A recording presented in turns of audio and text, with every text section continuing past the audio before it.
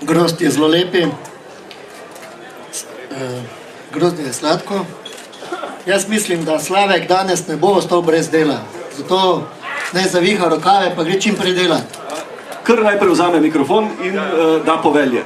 Čakaj, moram prvo jaz tudi koštati, to je lahko, da me kaj napisni, kaj pa te bo?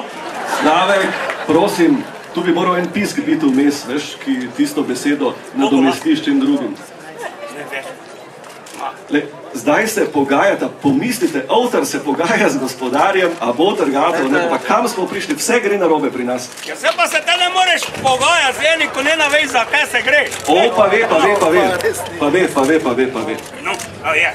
19 ima, po mojem. 16 pa pol. Dobro, te pa ima. Ajde, začnemo.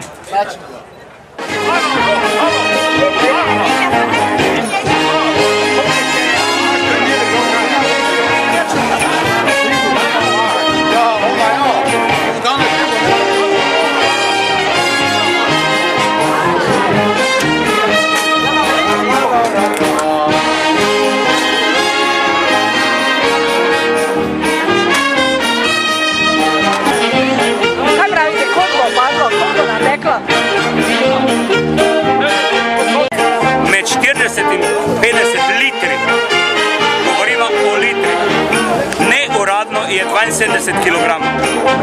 Jaz nisem to povedal, ker to je za 5 let resta. Koliko grozdja je šlo skozi ta mlinček ali mlin, gospod Škof?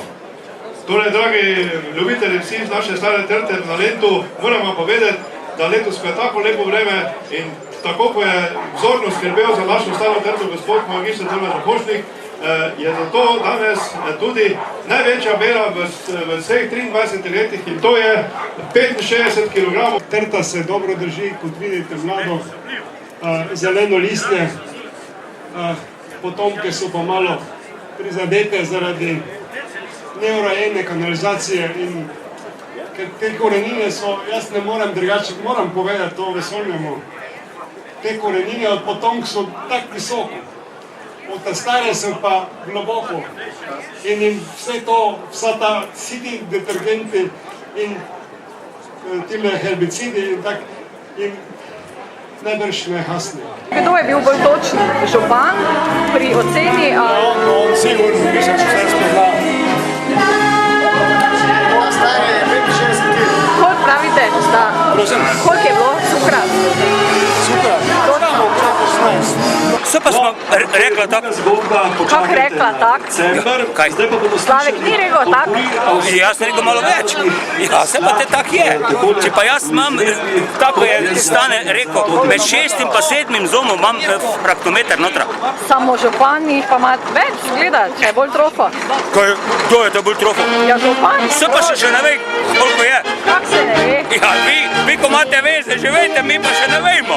Uradno. Zgleda, da obvladate, da ste bili bolj točni pri ugotavljanju sladkosti kot Slavek. Kako to? Ne moš imeti občutek za ljudi, pa še za kaj zraven. Ne na to, da sem doma v vinorodnem okolišu, se tudi malo na to spoznam. Kaj pravite, je to sreča ali spoštovanje do te stare gospe, da se še noben ne pride prav ni spravil nad njo? Mislim, da strahi so bili veliki. Tudi sam sem se potrudil, da smo dali kamero, je pod video nadzorom 24 ur, v neposrednji bližini. Kamera je preklopljena na brezžični internet in brezplačen, tudi to imamo v mestu Mariboru. In to trto, ne glede da je pod nadzorom videokamere, lahko v vsakem trenutku, v vsakem času gledamo po celem svetu.